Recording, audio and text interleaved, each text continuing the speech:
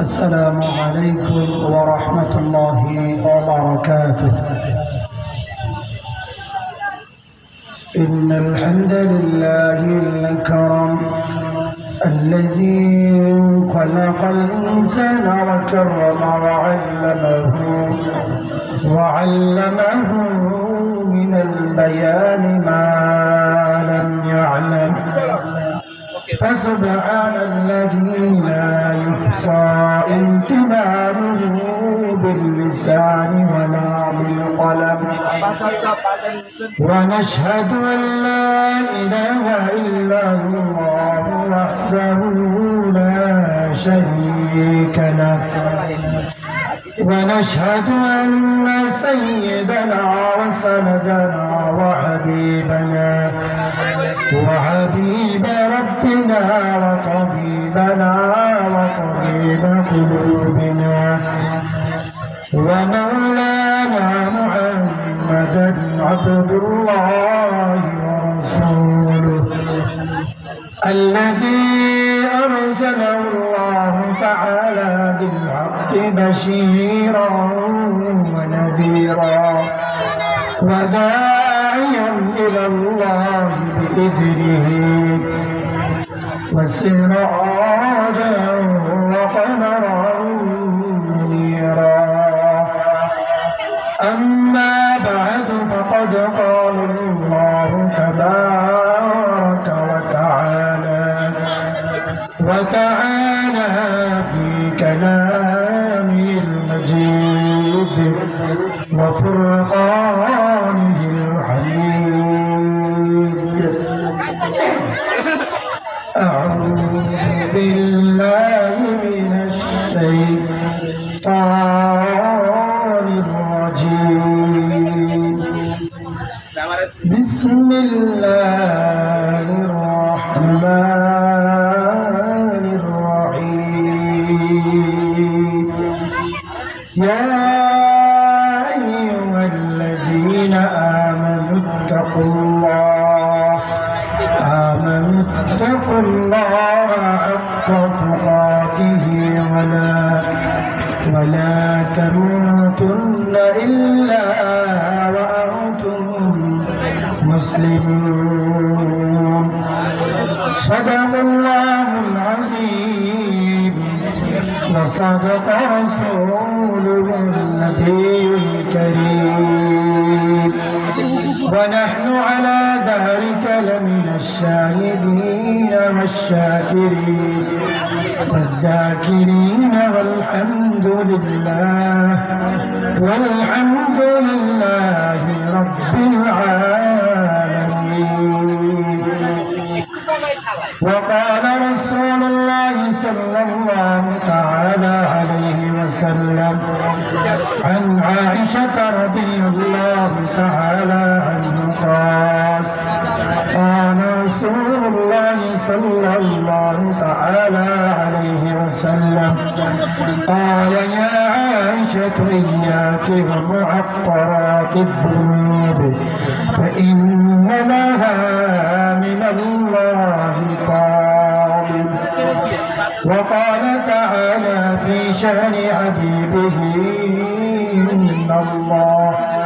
إن الله وملائكته يصلون على النبي يا أيها الذين آمنوا صلوا عليه وسلموا تسليما. اللهم صل على محمد وعلى آل محمد كما صليت على إبراهيم وعلى آل إبراهيم إنك حميد مجيد. رب زدني علما، رب اشرح لي صدري ويسر لي أمري واحلل عقدة من لساني يفقه قولي. سبحانك لا علم لنا إلا ما علمتنا إنك أنت العليم الحكيم الحمد لله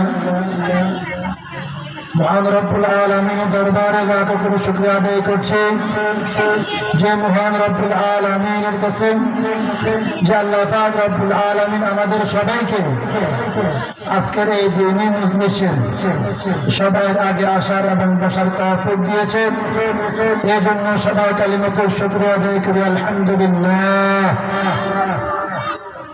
আজকের এই দিনী মজলিস as-Sunnah মডেল মাদ্রাসা বসুরহাট কর্তৃক আয়োজিত আজকে ঐতিহাসিক তাফসীরুল কুরআন মাহফিলের সম্মানিত সভাপতি আমাদের শ্রদ্ধাভাজন মুরব্বী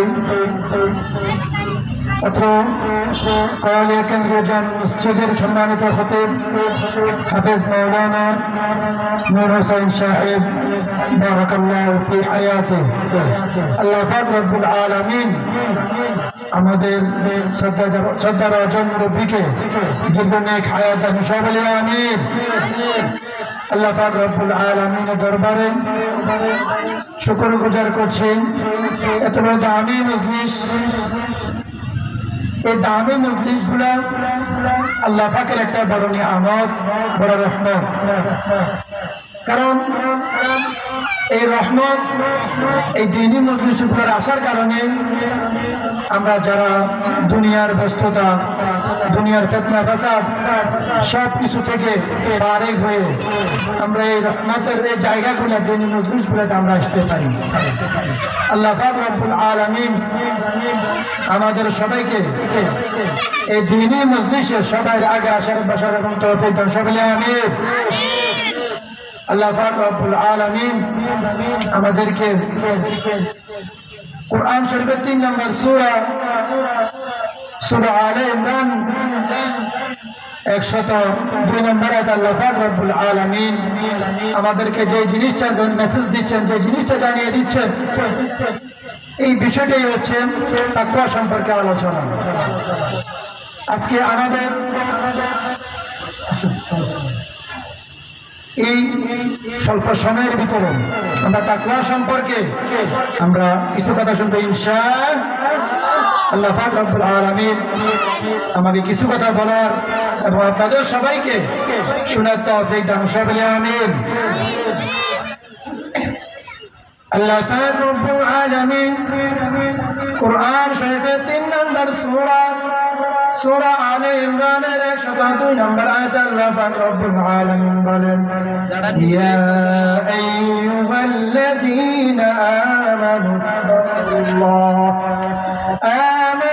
আমানুত্তাকুল্লাহা হাক্কা তুকাতিহি ওয়া লা তামুতুন্না ইল্লা ওয়া আনতুম মুসলিমুন। আল্লাহু আকবার।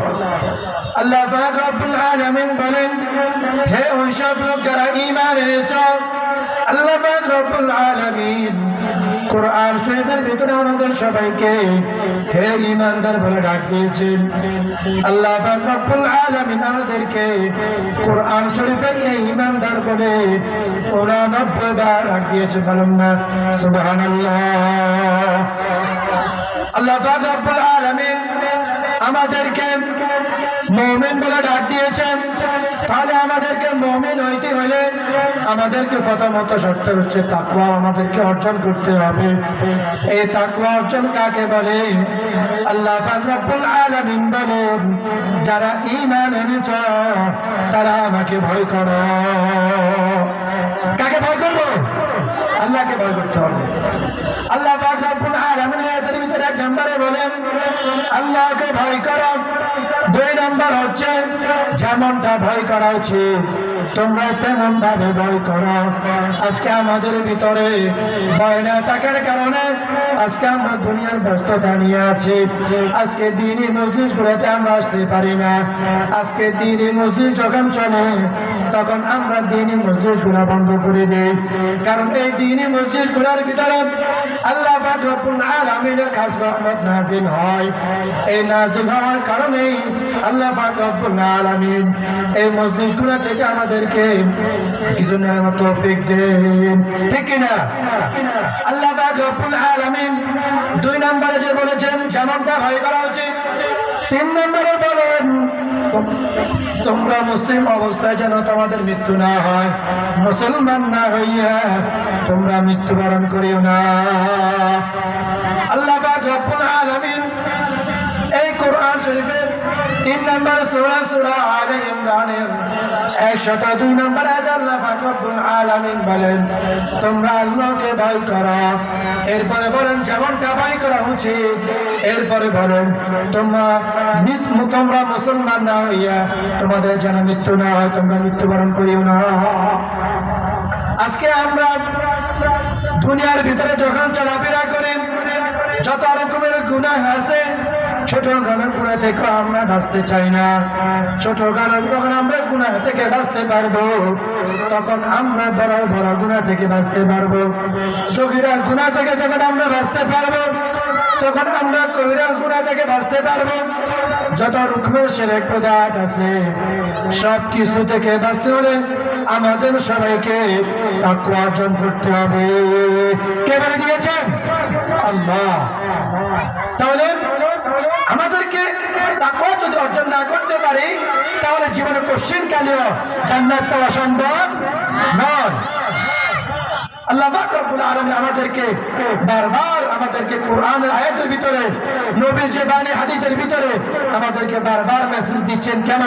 যে তোমরা তাকওয়াবান হও, কারণ মুসলমান না হয়ে তোমরা মৃত্যুবরণ করিও না। আমরা ঈমান এনেছি, আমরা মুখে বলতেছি, কিন্তু আমাদের যদি কাজে কর্মে যদি আমাদের ঈমানে আমাদের আমলে আমরা যদি সেই কাজটা যদি আমরা না আদায় করি তাহলে কোশ্চিনকালেও আমাদের জান্নাত পাওয়া সম্ভব নয়, তাকওয়া অর্জন করা সম্ভব নয়। নবী কারীম সাল্লাল্লাহু আলাইহি ওয়াসাল্লাম বলেন আন আয়েশা রাদিয়াল্লাহু তাআলা قال قال رسول الله صلى الله تعالى عليه وسلم قال يا عائشة إياك ومؤخرات الذنوب فإن لها من الله قارب। حضرت عائشة সিদ্দিকা রাদিয়াল্লাহু তাআলা আনহা থেকে বর্ণিত, তিনি বলেন নবী করিম সাল্লাল্লাহু আলাইহি ওয়াসাল্লাম বলেন হে আয়েশা ছোটখাটো যে গুনাহগুলো আছে সেই গুনাহ থেকে তুমি সতর্ক হয়ে যাও, কারণ এই গুনাহ থেকে যখন ছোটখাটো গুনাহ থেকে তুমি বাঁচতে পারবা তখনই তুমি বড় গুনাহ যে গুনাহগুলো আছে সগীরা গুনাহ কবিরা গুনাহ আছে ওই কবিরা গুনাহগুলো থেকে তোমরা বাঁচতে পারবে, ঠিক কিনা? কারণ আল্লাহ পাক রব্বুল আলামিন বলেন কারণ ছোট ছোট যেই গুনাহগুলো আছে ওই গুনাহর কারণে কাল কিয়ামতের মাঠে আল্লাহ পাক রব্বুল আলামিনের দরবারে দাঁড়াইতে হবে, ঠিক কিনা? আল্লাহ পাক রব্বুল আলামিন দেখেন নবী যে সাহাবায়ে কেরামরা ছিলেন তারা কত বড় তাকওয়াবান ছিলেন, কত বড় তাকওয়াবান ছিলেন। হযরত ওমর রাদিয়াল্লাহু তাআলা আনহু জামানার ঘটনা, ওমর রাদিয়াল্লাহু তাআলা আনহু তিনার ক্ষমতা যখন চলতেছেন তিনার কামরায় বসে তিনি একটু সরকারি কাজ করতেছিলেন, তখন হঠাৎ করে একটা লোক এসে বললেন হে আমিরুল মুমিনিন আমি আপনার সাথে আমার ব্যক্তিগত কিছু কথা বলতে চাই। তখন হঠাৎ করে ওমর রাদিয়াল্লাহু তাআলা কি করলেন? বাতি অফ করে দিলেন, আলোটা নিভিয়ে দিলেন। যে লোকটা আসলেন ওই লোকটা বললেন হে আমিরুল মুমিনিন আমি আপনার কাছে আসলাম আমার কিছু কথা বলার জন্য। আপনি দেখি আপনি আলোটা নিভিয়ে দিলেন, লাইটটা অফ করে দিলেন। ওমর রাদিয়াল্লাহু তাআলা বলেন দেখো আমি আমি যে কাজ করতেছি সেটাই হচ্ছে সরকারি কাজ, আমি যে তোমার সাথে কথা বলবো সেটা হচ্ছে ব্যক্তিগত কাজ। আমিরুল মুমিনিন বলেন, ওমর রাদিয়াল্লাহু তাআলা বলেন, আমি যে সরকারি কাজ করতেছি, সরকারি কাজ হবে সরকারি তেল জ্বালিয়ে, সরকারি টাকা খরচ করে, কিন্তু আমি যে তোমার সাথে ব্যক্তিগত কথা বলতেছি, ব্যক্তিগত কথা বলবো, ব্যক্তিগত কথা বলার সময় সরকারি কোনো টাকা কোনো কিছুই অপচয় করা জায়েজ না। সুবহানাল্লাহ, কত বড় তাকওয়া! আবার আমিরুল মুমিনিন ওমর রাদিয়াল্লাহু তাআলা আনহু একদিন মদিনার মিম্বারে বসে খুতবা দিচ্ছিলেন। যখন খুতবা চলা গেলেন, হঠাৎ এক লোক এসে বললেন, হে আমিরুল মুমিনিন, আপনি খুতবাটা অফ করেন, বন্ধ করেন, আমার প্রশ্নের উত্তর দেওয়া ছাড়া আপনি সামনের দিকে খুতবা আগাবেন না। মদিনার মসজিদে সবাই আশ্চর্য হয়ে গেলেন, কি ব্যাপার? আমিরুল মুমিনিন যে অর্ধজাহানের মালিক, অর্ধজাহানের বাদশা, যাকে দেখলে শয়তানে কি পাইতো? ভয় পাইতো।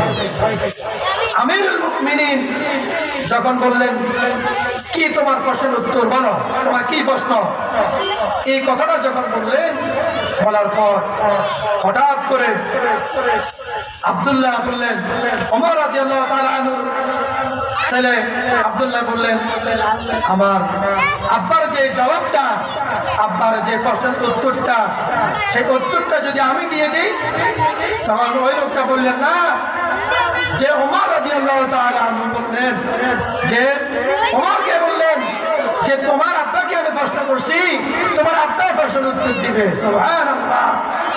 আব্দুল্লাহ বললেন যে আমার আব্বার যে প্রশ্নের উত্তরটা, সেই উত্তরটা যদি আমি দিই, তখন বললেন, কি আপনার প্রশ্ন সেটা বলেন। তখন ওই লোকটা বললেন, গত মাসে সরকারি তহবিল থেকে কিছু জিনিস আল্লাহর রাস্তায় যে কাপড় দেওয়া হয়েছিল, এই আল্লাহর রাস্তায় কাপড় দেওয়া সবার ভাগে এক টুকরো করে হয়েছে, এক টুকরো হওয়ার কারণে সবার পুরোপুরি জামা হয় নাই। তখন বললেন যে আপনার দেখি পুরো জামা, তাহলে আমাদের সবাই অর্ধেক জামা হইল, কিন্তু আমিরুল মুমিনিন, আপনি অর্ধজাহানের বাদশা, আপনার পুরো জামা কেন? সুবহানাল্লাহ, দেখেন কি আশ্চর্য। এই জিনিসটা যখন বললেন, তখন আমিরুল মুমিনিন তখন চুপ রইলেন। তখন আশ্চর্য হয়ে আমিরুল মুমিনিন উত্তর দিবে দিবে ভাব, তিনার ছেলে আব্দুল্লাহ হঠাৎ করে বললেন, আমার আব্বা যে জামাটা সিলাই করছে, এই জামাটা সিলাই করার ইতিহাসটা আমি বলি। গত মাসে যে সরকারি তহবিল থেকে যে কাপড়টা দেওয়া হয়েছে, ওই কাপড়টা থেকে আমি যখন জামা সিলাই করব, তখন আমার ছোট হয়ে যায়।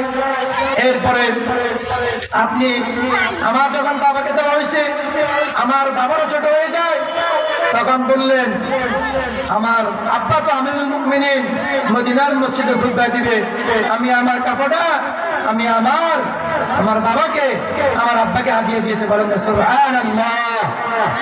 আল্লাহ পাক রব্বুল আলামিন বলেন, দেখেন কত বড় তাকওয়াবান। আজকে আমরা কি করতে হবে? তাকওয়ার জীবন যাপন কারা করে? সত্যবাদী কারা? সত্যবাদীদের আমরা সঙ্গী হব। আল্লাহ পাক রব্বুল আলামিন কোরআন শরীফের 9 নম্বর সূরা তাওবা 119 নম্বর আয়াতে আল্লাহ পাক রব্বুল আলামিন বলেন, ইয়া আইয়ুহাল্লাযীনা আমানুত্তাকুল্লাহ وكونوا مع الصادقين। আল্লাহ রাব্বুল আলামিন বলেন, হে ঈমানদার লোকেরা, আল্লাহকে ভয় করো। আল্লাহকে ভয় করার পাশাপাশি তোমরা এবং যারা সত্যবাদী তাদের সঙ্গী হও। সুবহানাল্লাহ। আজকে আমরা সত্যবাদী যারা তাদের আমরা সঙ্গী হই না। কথা বলে ঠিক কিনা? সত্যবাদী যারা তাদের সঙ্গী হইতে হবে। তাদের সঙ্গী হইতে হইলে আমাদেরকে তাকওয়া জীবন যাপন করতে হবে। তাকওয়া যদি আমরা জীবন যাপন করতে না পারি তাহলে কোশ্চিনকালীয় আমরা যে তাকওয়াবান যদি না আমরা হইতে পারি তাহলে আল্লাহকে ভয় করা, আল্লাহকে যেমনটা ভয় করা উচিত, এরপরে যেমনটা মুসলমান হওয়া দরকার ওইরকম মুসলমান হওয়া সম্ভব নয়। তাহলে আমাদের ইমানকে তাজা করতে হলে, আমাদের ইমানকে দামি করতে হলে আমরা যখন আমাদের অনেক সময় আমরা দিনের মজলিসগুলোতে যাওয়ার কারণটাই হচ্ছে আমাদের ইমানকে কি করা, মজবুত করা। আমাদের যখন মোবাইলের চার্জ কমে যায় তখন আমরা কি করি, চার্জ দেই 100% হওয়ার জন্য। তদ্রূপভাবে আমাদের দুনিয়াতে চলার জন্য আমাদের যেই জীবন আছে, আমাদের যে ইমান আছে, আমল আছে, আমাদের ওই ইমান এবং আমলকে তাজা করার জন্য আমাদের ইমান এবং আমলের চার্জটা বাড়াইতে হলে এই দ্বীনি মজলিসগুলোতে আসতে হবে। এই দ্বীনি মজলিসগুলোতে আসলেই আমরা তাকওয়া কি জিনিস, আমাদের আল্লাহকে ভয় করা কি জিনিস, এরপরে কেমনটা ভয় করা উচিত, এরপরে কারা সত্যবাদী আমরা এগুলো জানতে পারবো। এরপরে মুসলমান কাকে বলে, মুসলিম কাকে বলে, আমরা এই জিনিসটা জানতে পারবো। কথা বলেন ঠিক কিনা?